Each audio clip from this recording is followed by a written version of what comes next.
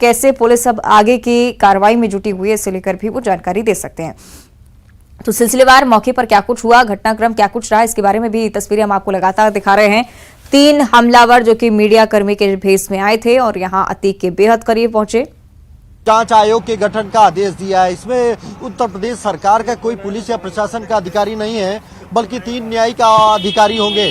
तो ऐसे में सरकार को ये मालूम है कि विपक्ष जो है वो कहीं न कहीं उसको मौके की तलाश है वो घेरने का काम करेगा। इसीलिए देर रात ही मुख्यमंत्री योगी आदित्यनाथ ने इस पूरे मामले की पर 3 सदस्यीय न्यायिक जांच आयोग के गठन का निर्देश दिया था। उम्मीद जताई जा रही है कि जल्द ही ये न्यायिक आयोग इस पूरे मामले की जांच शुरू भी कर देगा। लेकिन उससे पहले जिस तरह से इस पूरे हत्याकांड को अंजाम दिया गया है उसका भी आज खुलासा किया जाएगा। उत्तर प्रदेश सरकार के जो आला अधिकारी हैं वो 3 बजे प्रेस कॉन्फ्रेंस करके ये बताएंगे कि जो अतीक और अशरफ की हत्या की गई है वो किन शूटर्स ने की है, क्या उसके पीछे मकसद था, ये कोई आपसी रंजिश थी या फिर कोई दूसरा मकसद था। तो कुल मिलाकर सरकार पहले से ही हाई अलर्ट है। उसे ये पता है कि इस मुद्दे को लेकर विपक्ष एक बड़ा मुद्दा बनाएगा, राजनीति करेगा, कहीं ना कहीं सरकार पर सवाल उठाएगा। इसीलिए सरकार कोई मौका नहीं देना चाहती। इसीलिए एक और जहां पुलिस प्रशासन के आला अधिकारी और इस बीच जो अपडेट सामने आ रहा है वो भी हम लगातार आपको दिखा रहे हैं। प्रयागराज के होटल में पुलिस ने छापामार कार्रवाई की है और यहां पर भी पुलिस की रेड पड़ी। कुछ लोगों को हिरासत में लिया है पुलिस ने, उनसे भी आज पूछताछ की जाएगी। होटल के कमरे से शूटर्स का सामान भी मिला है। 3 और लोगों को पुलिस ने फिलहाल हिरासत में लिया है। उनसे पूछताछ की जा रही है कि किन के सहयोग पर वो काम कर रहे हैं और क्यों शूटर्स का साथ उन्होंने दिया, क्या उनकी भी कनेक्शन उन्हीं गैंगस्टर से है। वो अतीक और अशरफ का पैतृक इलाका है, वहीं पर उनका पैतृक आवास रहा है, वहीं उनके परिवार के लोग रहते हैं। ऐसे में कहीं ना कहीं लोगों में इस हत्याकांड के बाद एक बड़ा आक्रोश है। उसे देखते हुए कुछ इंटरनेट सेवाओं को भी बाधित किया गया है ताकि कोई अप्रिय घटना वहां पर ना हो।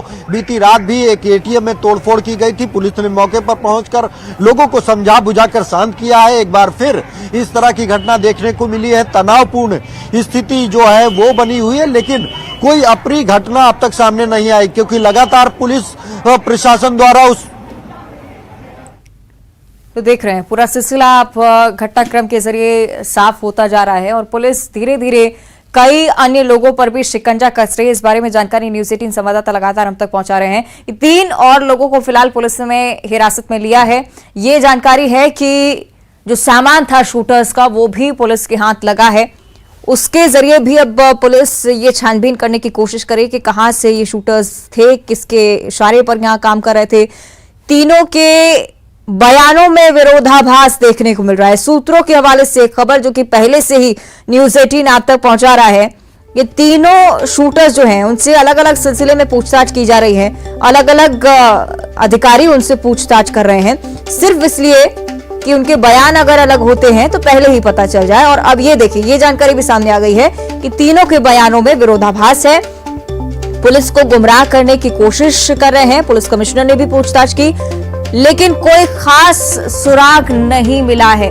ये लोग हमारे भाइयों की हत्या कर रहे हैं, ये कहना था शूटर्स का। फिलहाल यही एक वाक्य जिसके बारे में जानकारी सामने आई है जो शूटर्स की तरफ से कहा गया है। लेकिन फिलहाल ये अपडेट की तीनों जो बयान दे रहे हैं उसमें साफ तौर पर विरोधाभास है। तीनों के बयान मैच नहीं कर रहे हैं और इसलिए और सख्ती से अब पूछताछ की जा रही है। तो तीनों हमलावरों से अलग अलग पूछताछ करने का मकसद ही यही था कि अगर बयान अलग होते हैं तो पता चले।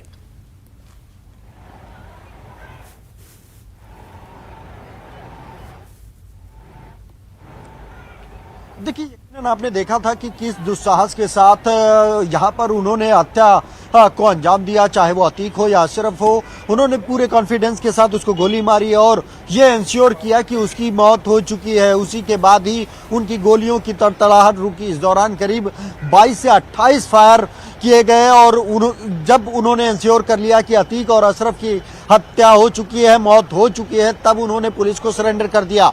इसी के बाद जब उनको हिरासत में लिया गया, बीती देर रात से ही प्रयागराज पुलिस और STF की कई टीमें और अधिकारी लगातार उनसे पूछताछ कर रहे हैं। इस दौरान तीनों के बयान में कई जगह विरोधाभास देखने को मिला है। उसकी तस्दीक करने के लिए इनके जो पैतृक निवास है वहां पर भी पुलिस ने छापे मारे हैं और इनके एक दूसरे के सामने भी बिठाकर इनके बयान कराए जा रहे हैं। लेकिन पुलिस को जो काफी अहम जानकारियां मिली हैं, इस बात का खुलासा हो चुका है कि इसके पीछे मुख्य मकसद क्या था, कौन कौन से लोग थे जिनके कहने पर इस हत्याकांड को अंजाम दिया गया, जिसकी जानकारी पुलिस अब से कुछ देर बाद एक ऑफिशियल प्रेस कॉन्फ्रेंस कर राजधानी लखनऊ में इसकी जानकारी देगी। उत्तर प्रदेश के स्पेशल डीजी प्रशांत कुमार, प्रमुख सचिव गृह संजय प्रसाद की मौजूदगी में इस प्रेस कॉन्फ्रेंस को किया जाएगा और उसमें बताया जाएगा कि आखिर किस तरह से अतीक और अशरफ की हत्या का प्लान रचा गया, इसके पीछे कौन से लोग थे और क्या मकसद था। तो कुल मिलाकर पुलिस अब तक की पूछताछ में जो तथ्य सामने आए हैं उनकी तस्दीक कराने के लिए उनके निवास स्थान या उनसे जुड़े लोगों के यहाँ छापे मारकर अन्य तथ्यों को पुष्टि कर रही है। और अब ये भी आप सुनिए कि असदुद्दीन ओवैसी की तरफ से इस पूरे घटनाक्रम पर क्या कुछ कहा गया है।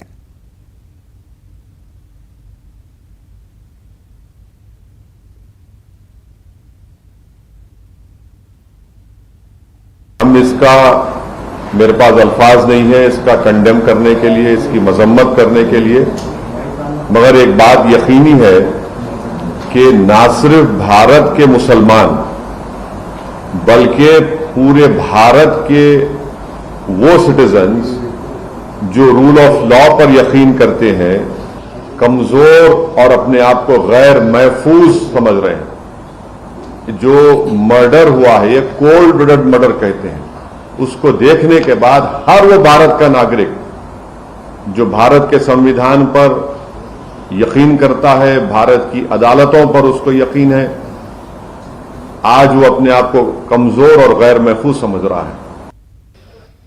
तो आपने सुना AIMIM प्रमुख असदुद्दीन ओवैसी की तरफ से लगातार देखिए सवाल दागे जा रहे हैं उत्तर प्रदेश पुलिस को लेकर कि क्यों इतनी बड़ी चूक हुई। साथ ही साथ साफ तौर पर इस बात का जिक्र कर रहे थे कि कोई शब्द उनके पास नहीं बचे इस बात को कंडेम करने के लिए, इसकी निंदा करने के लिए, क्योंकि एक ऐसी घटना जिस पर ये उनकी तरफ से प्रतिक्रिया सामने आई है।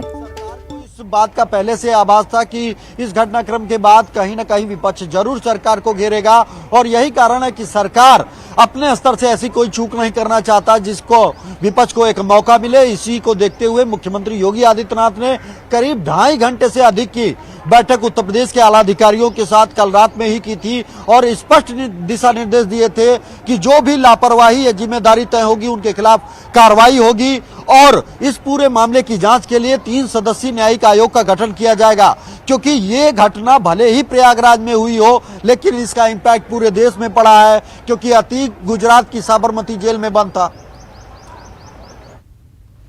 बिल्कुल, देखिए सिलसिलेवार घटनाक्रम आपको हम बता रहे हैं, हमारे सहयोगी भी लगातार जुड़े हुए हैं जो कि हर एक व्यक्ति की भी प्रतिक्रिया पर जानकारी दे रहे हैं, क्योंकि असदुद्दीन ओवैसी और विपक्ष के तमाम बड़े नेता ये ट्वीट भी आपको देखिए सिलसिलेवार हम दिखा रहे हैं। कैलाश विजयवर्गीय एक तरफ समर्थन करते हुए नजर आए, उन्होंने कहा कि एक राक्षस का अंत होने से पृथ्वी का भार कम होता है। इस वाक्य के इस्तेमाल से इन लफ्जों में उन्होंने समर्थन किया, लेकिन दूसरी तरफ विपक्ष के तमाम नेता जो कि